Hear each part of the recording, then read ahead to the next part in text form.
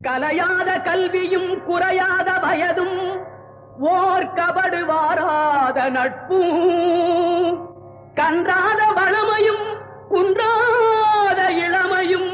கழுபிணியிலாத உடலும் தலியாத மனமும் அன்பு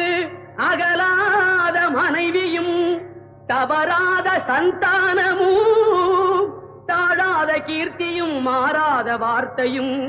தடைகள் வாராத கொடையும்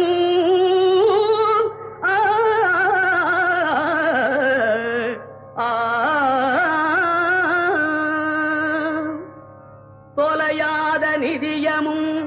கோணாத கோலும் ஒரு துன்பமில்லாத வாழ்வும் குய்யனின் பாதத்தில்